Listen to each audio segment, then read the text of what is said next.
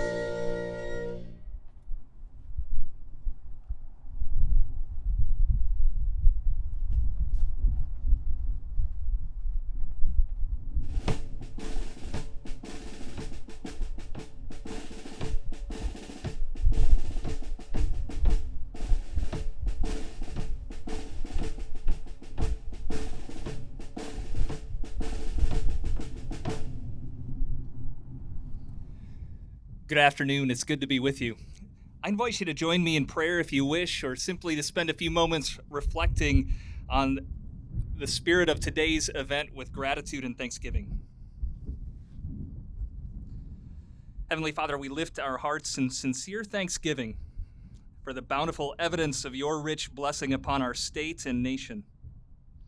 We thank you for the opportunities to serve our country, whether in uniform, as part of the civilian workforce that supports our Oregon Military Department and the Department of Defense, and as military families and faithful citizens.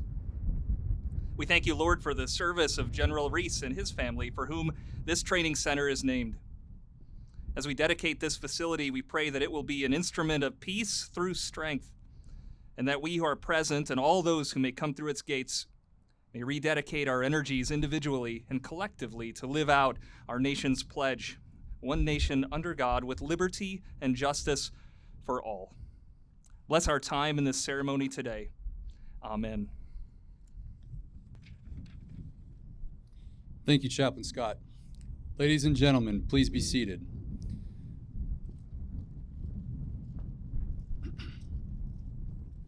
The official party for today's ceremony is General Daniel R. Hokanson, Chief, National Guard Bureau.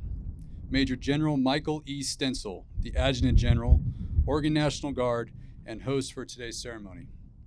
Major General Retired Raymond F. Rees, former Deputy Assistant Secretary of the Army and former Adjutant General for the state of Oregon. In addition to our honored guests, we would like to recognize our distinguished guests with us today.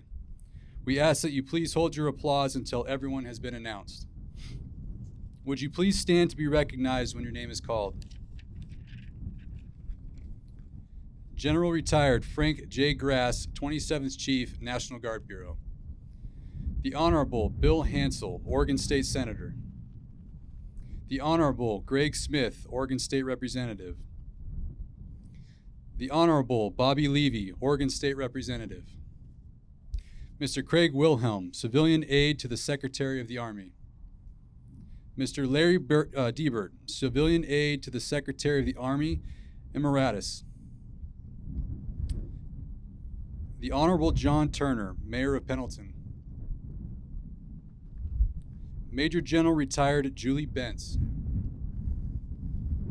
Brigadier General Eric Riley, Assistant Adjutant General. Command Chief Master Sergeant Daniel C. Connor. Command Senior Enlisted Leader for the state of Oregon. Brigadier General Retired Dan Hill. Commissioner John Schaefer, Umatilla County Commission Chair. Commissioner Dan Duran, Umatilla County Commission Vice Chair. Commissioner Jim Doherty, Morrow County Commission Chair. Commissioner Melissa Lindsay, Morrow County Commission Vice Chair. Major General Retired Rees would also like to extend a warm welcome and recognize Mike and Mary Brown, John Jones, and Tom Stoddard. Thank you.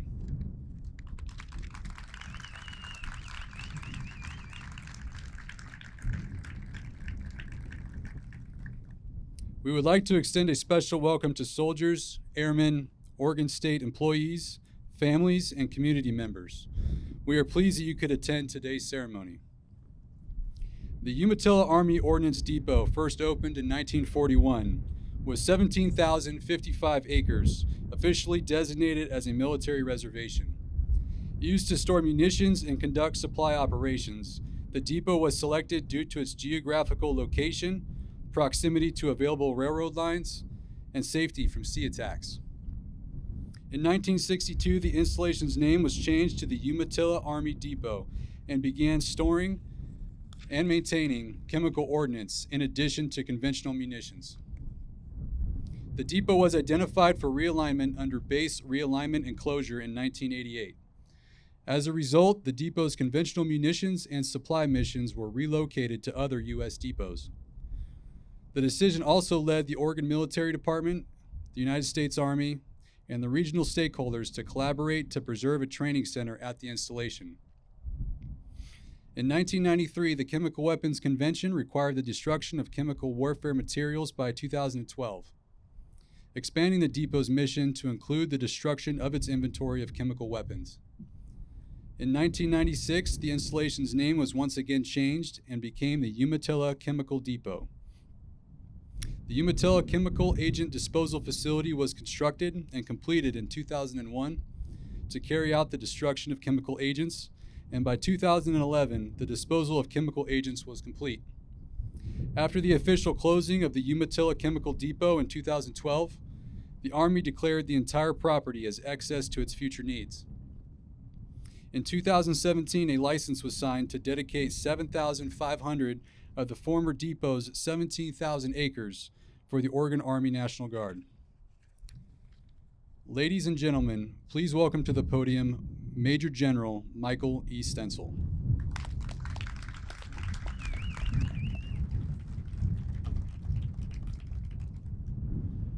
got a fairly flat voice. We're going to find out today if it's louder than the wind, I guess. Welcome to Eastern Oregon. Good afternoon, everyone, and thank you all for helping us mark this occasion as we dedicate and name Camp Umatilla in honor of Major General Rees. I want to extend a special welcome to Mary Lynn and the Rees family, General and Mrs. Hokanson, General and Mrs. Grass, Senator Hansel, Representative Smith, Representative Levy, other general officers, and all of our distinguished visitors. Thank you for coming. For those of you that don't follow DoD protocol closely, within the military, it's typical for a real uphill battle to go and name a facility like this after a living honoree. Facilities are normally only named or dedicated posthumously. Fortunately, in this case, I happen to know a guy. That guy happens to be a member of the Joint Chiefs of Staff who was also profoundly influenced by General Rees and readily supported our effort. General Hokanson, thank you to you and your staff for all your support in seeing this through. So when it comes to giving birthday gifts, that's typically not my thing. In full disclosure, my wife Sue is usually the one that carries the football for me in that regard, even when it comes to my own personal family, and she keeps me out of trouble.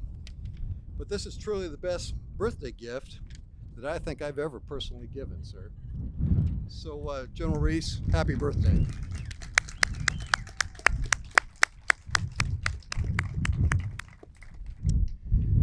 It was back in 1984 that then Lieutenant Colonel Rees worked on land use agreements resulting in the Oregon National Guard establishing a portion of the Umatilla Army Ordnance Depot to be used for National Guard training. As Captain Fry noted, 33 years later in 2017, we ultimately secured a portion of the depot's acreage as a future home for the 249th Regional Training Institute to conduct infantry transition schools and advanced infantry leadership training.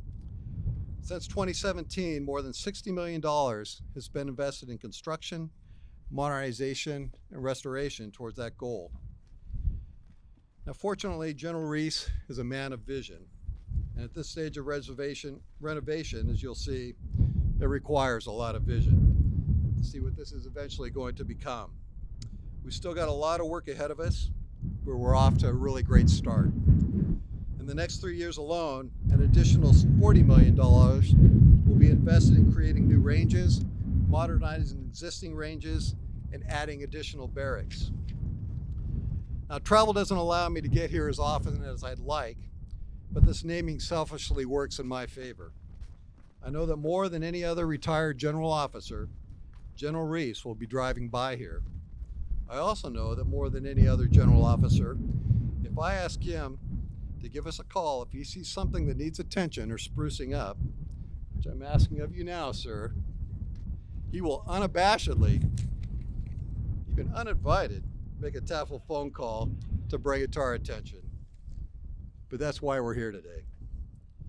On a more serious note, throughout my career, I've come to recognize that a facility dedication like this is a recommitment to the future.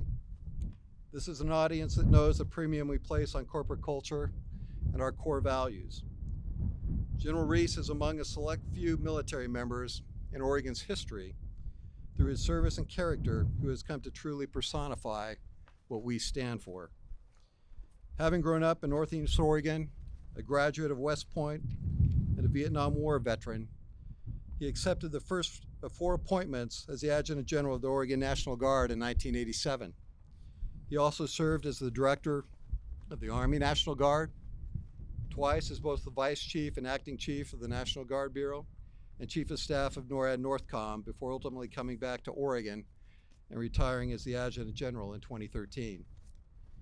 Now, I was at that first retirement ceremony, and I know some of you were too, when he asked a justifiably skeptical audience, let him give retirement a chance. To none of our surprise, I'm not sure that even lasted a year, did it? No? Yeah.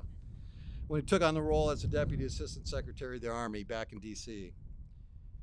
General Rees represents the values of not just our organization, but this region.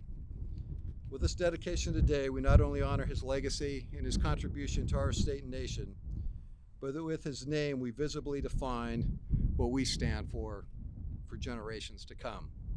Sir, thank you for your service, all that you've done for us, the example you set. Congratulations.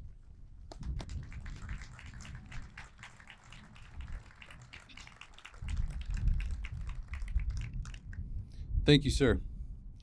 Ladies and gentlemen, please welcome our keynote speaker, Chief, National Guard Bureau, General Hokanson.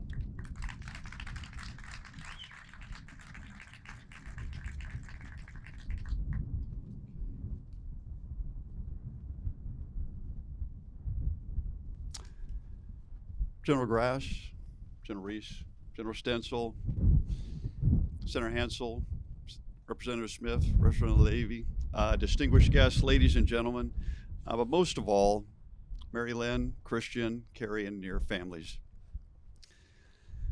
There are no words for how humbled I am to be part of this moment. There are no words that fully reflect the greatness of the man we honor today, and no words that fully express the impact of his selfless service. There are no words that capture my gratitude, describe his commitment, or could possibly convey the magnitude of the impact Fred Rees has had on so many.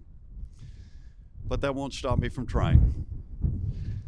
You see, humans are compelled to find words so we can share our stories and our experiences, so we can make connections with others, so we can make sense of tumultuous times and define what it means to overcome them, so we can establish order, so we can leave a legacy.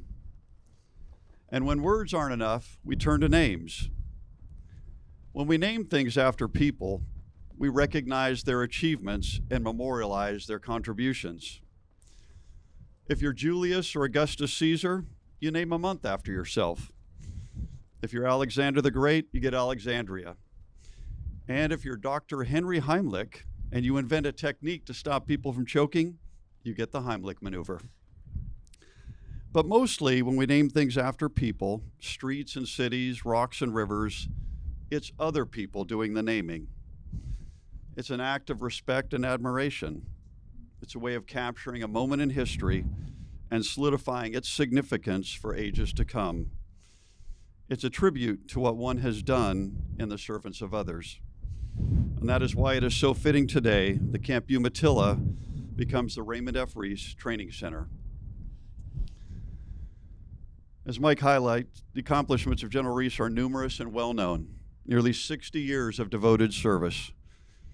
A West Point graduate and Vietnam veteran, 4 terms as the Adjutant General of Oregon, numerous Pentagon tours as the Deputy Assistant Secretary of the Army for Manpower and Reserve Affairs, 2 times as the Vice Chief of the National Guard Bureau, twice the Acting Chief of the National Guard Bureau, Director of the Army Guard, the Chief of Staff of Northern Command, and that's just the highlight reel. The Fred Rees I know, the man I still call Sir, is so much more. I met him 27 years ago. It was 1995, and my family and I made the decision to leave active duty, move to Oregon, and join the Oregon National Guard. After numerous attempts to join the aviation unit in Salem, the story that was relayed to me was that the state aviation officer was reading my bio in a staff meeting, and General Rees did not appreciate him reading during the meeting, so he took the bio from him, glanced at it, and said, "I need a new aide, schedule him for an appointment." And so began my path to this very moment. I learned early, like so many others, that General Rees led by example in everything. And this meant doing the harder right over the easier wrong at every turn. It meant taking the time one-on-one to mentor and develop others and to make a difference wherever he served. I also learned to begin every mentoring opportunity with him by asking, "Sir, what do I want to do next?" To which he always had a recommendation. And by following his advice and mentorship, he made possible the opportunities that brought me to where I am today, the position for which he was most qualified and deserving of. I'll never forget the day I was promoted to 3-star in Camp Withicum. After the ceremony, one of my kids said, "Dad, now can you tell General Rees he's not the boss of you?" To which I smiled and said, "No, he will always be the boss of me." They laughed and said, "Yeah, Dad, I guess you're right." Throughout my career, I've run into so many others who shared similar stories of how General Rees's advice and mentorship made such a positive impact on them, their families, and their careers. His guidance provided the opportunities and experiences that have allowed me to serve our soldiers and airmen in Oregon, across the 54, and represent them as a member of the Joint Chiefs of Staff. And through every step of this journey, General Rees's voice is echoed in my head. Leadership is not about the leader, it's about the led. It's about taking care of people, the men and women who serve and the families who support them. It's about preparing people, not only for combat, but to make a difference wherever they are. It's about mentoring people, leaving a little bit of yourself with every person you come across and investing in their future. There's not a name on a building, a camp, or a universe that could possibly capture Fred Rees's impact on our nation, Oregon, and the National Guard. I am merely one of the countless number of soldiers and airmen he has influenced in his nearly 60-year career. And everyone at every rank, every partner at every level, has benefited from his counsel and leadership by example. And if the Raymond F. Rees Training Center is anything like him, the person, it will undoubtedly be the premier National Guard training facility. It will shape generations of guardsmen and distinguish itself by its high standards and dedication to the mission, just like its namesake. He did not do this alone, however, as no one serves alone, and so I'd like to take a moment to acknowledge the people who helped to make General Rees who he is. And those are the Rees family: his wife, Mary Lynn, his sons, Gordon and Christian, his daughter, Carrie, and their families. I've had the remarkable privilege to get to know them over the past 27 years. Through challenges and triumphs, their support and love for each other has been unwavering.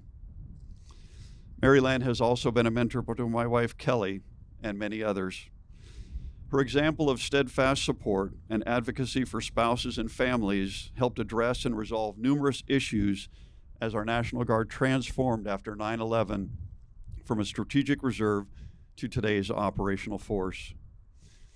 Mary Lynn, you are a class act, and we're all thankful to have you in our lives.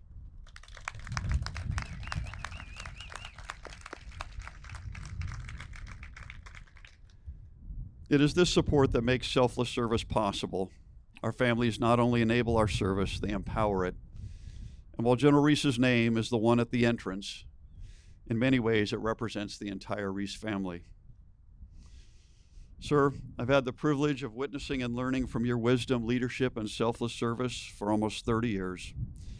And perhaps, if I'm very fortunate, with continued hard work, they will find a maintenance closet within the Raymond F. Rees Training Center they can name after me.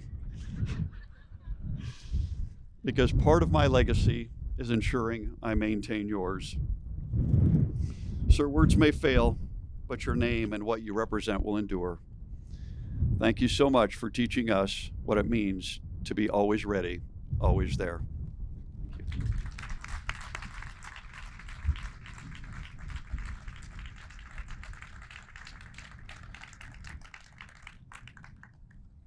Thank you, sir. Ladies and gentlemen, please welcome to the podium Oregon State Senator Bill Hansel.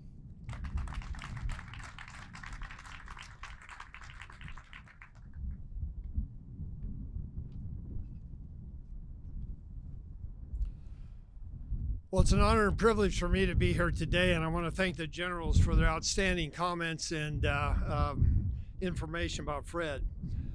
But I want to take this opportunity to talk to you about a couple of farm boys, born within a few months of each other towards the end of World War II. Both were the oldest sons of their respective multi-generational farm families, and both carried the name of their fathers. One would be known as Fred, the other as Bill. Their homes, where they were raised outside the small rural towns of Helix and Athena, were only a few miles apart as a crow flies, but 10 or 12 miles apart if you were not a crow and had to drive. Both would be educated in their respective school districts and graduate 1 year apart in 1962 and 1963, respectively. Fred and Bill's main areas of interaction growing up were on the basketball court and in regional speech contests. Fred was an outstanding player on an average basketball team. Bill was an average basketball player on an outstanding basketball team. Bill's teams usually came out on top. Fred's senior year, both he and Bill were regional champions in a speech contest, which qualified both to compete on the state level that year held at the University of Oregon campus. Fred's speech was a radio interpretation giving a sports commentary on an upcoming heavyweight boxing match. Bill's category was poetry interpretation. Fred advanced to the final round and placed at state. Bill did not. Their paths diverged many years later when Fred won an appointment to the West Point. Bill, when he graduated the next year, headed to the University of Oregon. Upon graduation, Fred became an Army officer serving around the world, including Vietnam. Bill, upon graduation, served on the mission field with an interdenominational campus ministry, including 5 years in Australia. Fast forward to the early 1980s. Fred and Bill are now back in Eastern Oregon. Both have families and are working on their family farming operations and are active in local affairs. One memorable meeting took place at a regional Little League playoff as Fred and Bill watched their sons, Chris and Bill, compete for different teams. Chris, a far better baseball player than his dad, helped his team win the district championship. I think it might be of interest to mention the Hansel family connection to the Umatilla Chemical Depot. When the small town just across the road here, which was built to house depot workers, was surplus and put up for sale, Hansel brothers bought it and turned it into a hog ranch. It would become the largest hog operation in the United States. The Hansels have been neighbors just across Interstate 84 since the late 1950s. My family always had great relationship with the base commanders, who changed every 2 years because most of them enjoyed pheasant hunting, and we had some prime bird hunting habitat on our ranch. But I digress. In the 1980s, each individual career path would come into play for both of these farm boys. That brings us to where we are today.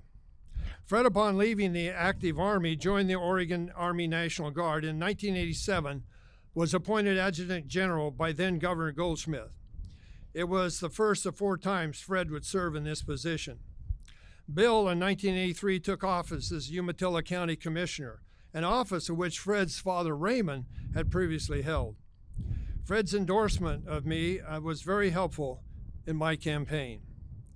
The paths would soon cross again when in 1988 Congress passed Public Law 100-526, the Base Realignment and Closure Act, or BRAC for short.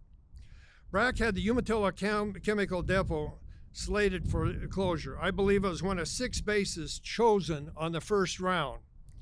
Only one problem. The base housed 11% of the nation's chemical weapon arsenal, and there'd be no closure until the chemical weapons were safely destroyed. For the remainder of my county commissioner career, I was involved in the BRAC process representing Umatilla County and serving for much of that time as the chair of our local BRAC committee. One of the tasks was to determine what the base reuse was to be.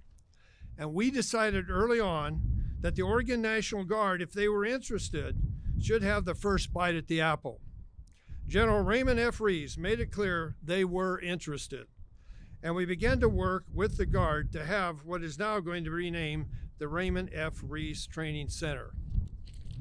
The 2 Eastern Oregon farm boys continued to work together when Bill was elected to the Oregon Senate in 2012. When General Rees retired, I was honored to sponsor a Senate resolution commemorating General Rees's distinguished career in serving our nation and Oregon. Much of what you see here today on this facility is the result of the leadership at different times of General Rees and Commissioner/Senator Hansel. Who could have predicted when the Helix Grizzlies and the McEwen Scotties met on a basketball court over 60 years ago that among the players from these two small high schools were a future general and a state senator, whose friendship, leadership, and working together would accomplish so much for the citizens of Oregon. Fred, as Sons of Rural Oregon, it is an honor and a privilege for me to have a small part in this ceremony today, in the naming of this facility in your honor. It is well deserved, and congratulations. Go Army, go Ducks.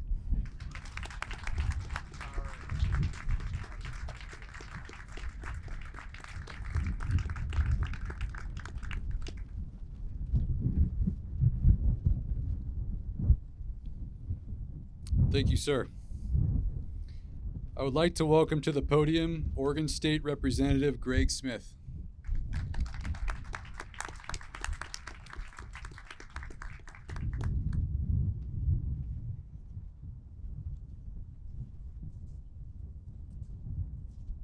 So how do you follow that? Thanks, Senator. I have to share with you, as the senator was speaking, I kind of leaned over to my wife and said, I don't want to follow the senator. She said, oh, you're fine. You'll be okay. And then, Senator, about 3 minutes into your speech, she leaned over to me and said, Greg, you're toast. So, General Rees, what a special day. Congratulations. This is a day of elation. This is a day of celebration. Today we're renaming part of Oregon's past. And the one thing the senator didn't share is that our Columbia Development Authority, made up in the past of the senator and Commissioner Schaefer, Commissioner Doherty, do I see you out there? Am I missing anyone? They've authorized the transfer of the remaining property to local control. Let's give the board a huge round of applause. General, that could never have occurred without your guidance and your assistance. Colleagues, I want to share with you just the personal story I have of the General. I've had the pleasure of serving in the legislature for 11 terms. In 6 of those years, I chaired the Public Safety Budget Committee. And within the Public Safety Budget Committee was the Oregon Military Department. And I have to share with you, when we went through budgets, every one of them we scrutinized. Then we got to the Oregon Military Department and we said, we know General Rees has his thumb on what our taxpayer dollars are being used for. Let's give the General a huge round of applause. Thank you. I do have to share with you just very, very briefly. I feel like Bing Crosby in White Christmas as that little private that barely served in the military and yet had such profound respect for the General. General, again, congratulations. On behalf of the 60 members of the Oregon House of Representatives, we acknowledge you, we thank you, and we respect you. Let's give the General one last applause here.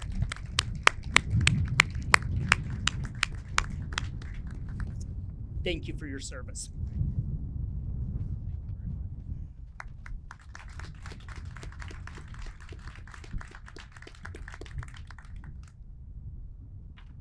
Thank you, sir. U.S. Senator Ron Wyden could not be here today, but he sent a letter and an American flag that was flown over the U.S. Capitol from Major General retired Rees. U.S. Senator Jeff Merkley could also not be here today, but he also sent a letter from Major General retired Rees. Both wish to congratulate him and thank him for his dedication and inspiration to the Oregon National Guard and the state of Oregon. They are displayed in the reception area. Ladies and gentlemen, now please welcome our honoree, Major General retired Raymond F. Rees. Thank you. Thank you. Thank you. Please take your seats. Thank you very much. Well, I'm standing here, and being raised in Eastern Oregon, I'm quite familiar with wind. So I'm trying to figure out how I'm going to get my notes out here without them all ending up over there downwind. So I think there's a rock here I'm going to use. All right, let's see if I can make that function. This will be good to see if I can do two things at once. So good afternoon. Senator Hansel, Representative Smith, Representative Levy, General Hokanson, General Stencil. Thank you for your very kind remarks. This is really a truly humbling experience. And I'd like to also say good afternoon to a lot of old friends and distinguished guests. I've got a very long list of thank yous for those in attendance. Mary Lynn, my wife of 45 years, my son Christian, daughter Carrie, my son Gordon, who couldn't be here, family who is here, and those who could not be. Thank you for your support through many years of service, and as we joke, my many failed retirements. So Helix schoolmates, thank you for your 7 decades of close friendship. West Point classmate Mike Brown and his wife Mary. We entered West Point 60 years ago, which seems like yesterday. Thank you for being my brother through these many years. And a special thanks to General Frank Grass and Pat. It's a wonderful thing to have 2 chiefs of the National Guard Bureau here at this ceremony. I really appreciate you all being here. Thank you so much. Troopers here that served with me in Vietnam. John Jones and Tom Stoddard. I want them to stand up back there. They were served with me in Delta Troop, 2nd Squadron, 17th U.S. Cavalry, 101st Airborne. Thank you for your patriotism and welcome home. Thank you. All right, first move here with the rock. Let's see if this works. Thank you to the troopers of the 3rd Squadron, 116th Armored Cavalry Regiment. I see a lot of retired senior NCOs and officers here today. You inspired me to pursue the use of this facility for the soldiers and airmen of the Oregon National Guard. Thank you very much for that.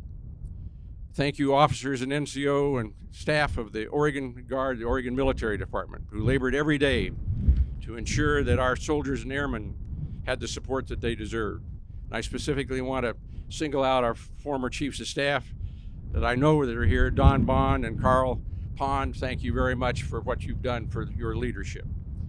And I also want to mention our senior NCOs that have done so much for our organization, specifically Brunk Conley and Shane Lake, who were my senior enlisted advisors, and Dave Funk, who helped immensely.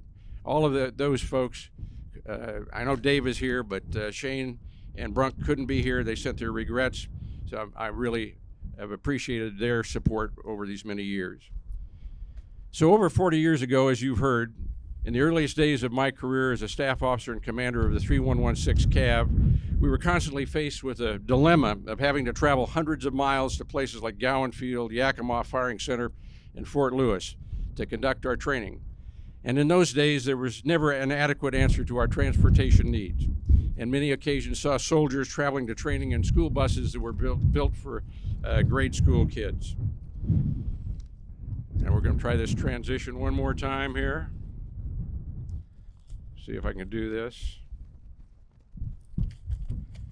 So in that situation, one of the most maddening circumstances, we're driving by this depot and the Boardman bombing range and knowing that these federal facilities could ease the burden of our soldiers, but we couldn't use them. I think most of you would know, or at least I know these people in the front row, these legislators, would know that over 53% of Oregon is federal land, and we couldn't find a place for basic weapons training. So we set about opening the doors and challenging the bureaucracy to make that happen.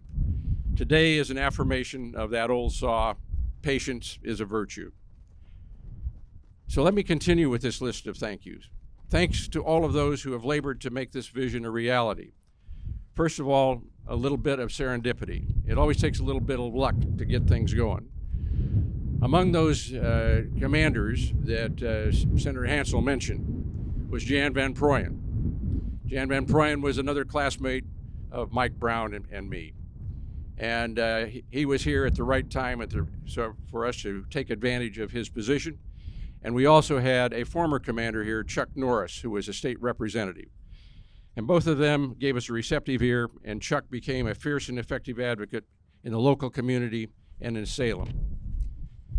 Second, and I want to thank them for their assistance for this effort. Second, the leaders of our state installations team were the wheel horses who overcame every bureaucratic roadblock. Under the direction of my able assistant, Mike Caldwell, very able folks such as Dave Foray, Rock Chilton, Chris Rees, Roy Swafford, Stan Hutchinson, Todd Farmer, Fritz McReynolds were among those who found the way. And third, thank you again to our local leaders who are partners and negotiated the way through the local reuse authority. Those leaders represented here today by Senator Hansel, Representative Smith, members of the Confederated Tribes of the Umatilla, our county government. Thank you to Commissioners Doran and Schaefer, and Commissioners Doherty and Lindsay for being here. The ports of Umatilla and Morrow, they also ably helped us, as well as local mayors such as John Turner here today. Without their willingness to work in a collective, cooperative manner, this would not have happened. And certainly we would never have been able to tie this together with the Boardman Range without the cooperation of the United States Navy. Again, patience is a virtue, but having the right vision, one that can be shared by all the stakeholders, makes it easier to stay the course. And as Representative Smith indicated, we have great partners here, the Confederated Tribes, the ports of Morrow and Umatilla. And so what everybody in this region has known forever as ordnance or the depot now has 4 sub-elements that will benefit the entire community here for years to come. And the Oregon Guard is one of those 4, has a training center recognized and funded by the Guard Bureau, the Army National Guard, and the state of Oregon. And you heard some numbers here earlier. I think overall the forecast is about $130 million in investments is already programmed. A significant amount which is already underway or completed, and another 20 million out in the near future. And we must not forget, also in Morrow County, that what we're doing down at the Boardman Range, there's about $25 million either completed or on the way in the next 2 years. But my appreciation for today's honor goes beyond the brick and mortar. It goes to the spirit of the National Guard. And what is the spirit of the National Guard? That's hard to put into words, the motivation of the citizen soldier. But I want to share one vignette from Rick Atkinson's new trilogy on the Revolutionary War. The first volume is properly entitled The British Are Coming. I recommend the book to all of you that are interested in our U.S. history or military history, and especially the chapter covering Lexington and Concord, April 18 to 1775. A lot of us have misconceptions about that, and if you read this, they will be swept away. It's great writing, it's fast-paced, and I know that some of you are going to be moved to tears of pride by the actions of our forefathers. If you think there were just a few Minutemen involved in Concord and Lexington, you have a misconception. In summing up the engagement, here's what Atkinson has to say. The British would never return, not here. The first of the war's 1,300 actions had been fought, the first battle deaths mourned. 58 towns and villages, from Acton to Woburn, had sent men to the fight. 14,000 had marched against the regulars, of whom about 4,000 actually heaved themselves at the British column. For all of the chaos of the day, the Americans had demonstrated impressive organizational skills. Each Minuteman company had essentially fought alone, improvising without orchestration from higher command. 58 towns, 14,000 Minutemen, all within 24 hours of Paul Revere's ride. I think that's amazing, and I would bet only a few of us here would know that. In the 247 years since, the citizen soldiers repeatedly risen to the task of serving our states and nation. It's been a privilege, a real privilege, to have served as a guardsman from the Cold War through the global war on terror. During the Cold War, the Guard was designated a strategic reserve. We who served in those days knew that the Guard was much more than that, and it has been extraordinarily fulfilling and rewarding to have been fully involved as a senior leader to aid in the transformation of the Guard to a truly operational force. It has not just been an evolution, but a revolution. And most assuredly, the Guard of today demonstrates competence in every endeavor, and its soldiers and airmen are confident in their skills and those of their comrades in arms, and they show us in every instance their courage and commitment to serving the state and nation. Of the 49 years that I've been associated with the Guard as a member or a retiree, Mary Lynn has been with me for 46. It's been a marvelous journey, as we have made friends at every level, from our hometown unit to the halls of the Pentagon. But most importantly, in this service to state and nation, we have been able to support soldiers, airmen, and their families all along the way. Cold War to Desert Storm, 9/11 to Iraq and Afghanistan, and across the globe. Being there to help thousands of great American patriots has been a blessing. It is absolutely true that being part of something bigger than yourself is truly inspiring and rewarding. The National Guard has been good to us and good for us. Knowing that the Rees Training Center will be here to enable Oregon Guardsmen to learn their trade, improve their skills, and serve their communities in time of need is a great reward for our many years of service. We thank the Army, the Guard Bureau, the Oregon Guard for this honor. We thank the many who helped and those who were helped along the way. Thank you for having tied our personal legacy to the soldiers of today and of the future. And who are those soldiers? Let me close with this. It's a quote from John Brenning's book, The Devil's Sandbox, about the soldiers of the Oregon National Guard in Iraq. A job does not define a man's soul. The value of a man lies in the context of his character. These Oregon Guardsmen proved that to me. Back home, men like these may go unnoticed. They are clerks and deliverymen, bricklayers, and landscapers who live anonymously among us. They have one thing in common. Underneath their name tag beats a hero's heart. Thank you to all who have served, are serving, and will serve. You are our heroes. God bless you all, and thank you all for being here today.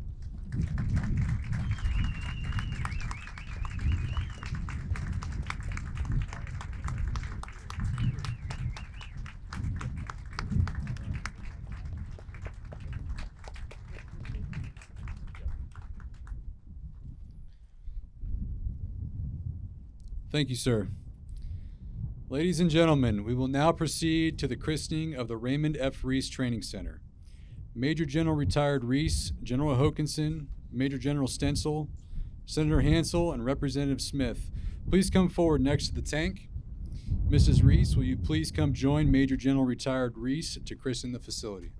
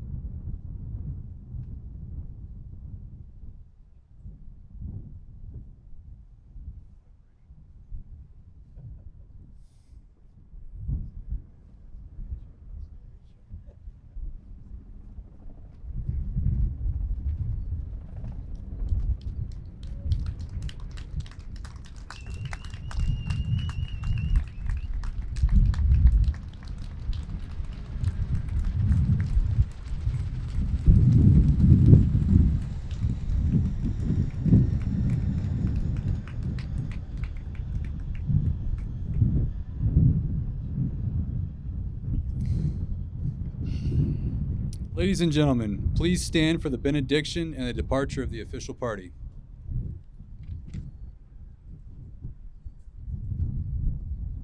Again, it's good to have shared this time with you today. I invite you to join me in prayer.